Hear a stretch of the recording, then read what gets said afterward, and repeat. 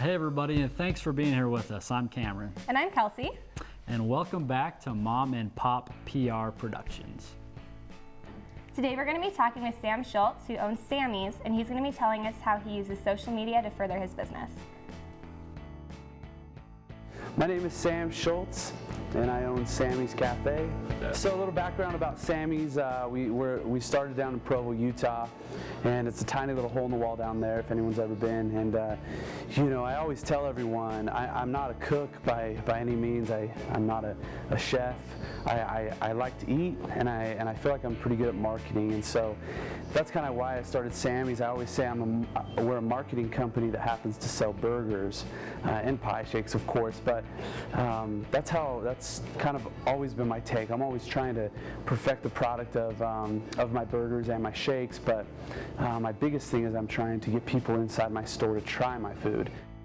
Social media is a whole new world of marketing, and with this new world, there is a new set of rules. In David Meerman Scott's book, The New Rules of Marketing and PR, he says, prior to the web, organizations had only two significant choices to attract attention: buy expensive advertising or get third-party ink from the media. But the web has changed the rules. The web is not TV. Organizations that understand the new rules of marketing and PR develop relationships directly with consumers like you and me. Think of social media as a cocktail party. You wouldn't go in yelling, "Buy my product!" It's like this guy at the party pushing products and services onto the guests. We'll call him Ralph. His style is similar to retweeting and updating your Facebook status every 3 minutes. Doing so is ineffective and annoying. This technique does attract attention, but not the kind you're looking for. Now observe Ralph building relationships with his customers at the cocktail party. He is getting to know them and what they like, then using his resources to give them what they want. Social media should be used in a similar way. the internet allows small businesses like Sammy's to market directly with their demographic, and they can do it for next to nothing. The web also allows interactive marketing. Sam uses his social media to connect with his customers on a personal level. In today's society, people constantly have updates and news sent straight to their phone. This trend allows businesses to establish a more direct relationship with their customers. If there's one thing that students, which is my demographic, like, it's how to connect with them. It's through their phones. That's one of the things that I try and do is, what's the quickest way to connect with our people? Is it through newspaper? Is it through radio?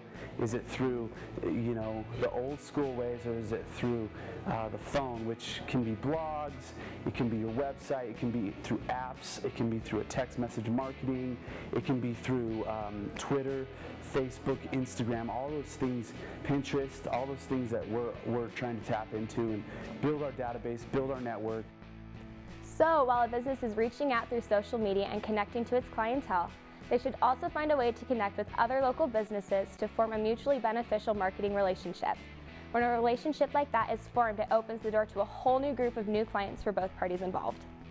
When it comes to the community, I'm a huge believer that if you help the economy in the community, ultimately it comes back to you. If there's another burger joint down the street, I'd totally help them. Because guess what? Not everyone's going to like their burgers. Not everyone's going to like their shakes. Not everyone's going to like my burgers or my shakes. And so I feel like if we're all working together and we're having that kind of good energy, we all benefit from it. They're great tools and they seem pretty simple, but like a lot of other things out there, using them effectively takes some extra knowledge and effort. Yeah, social media is crucial. It's like anyone can make a burger, but who can cook a burger right? Who can put the right portions on? Who can do everything correct?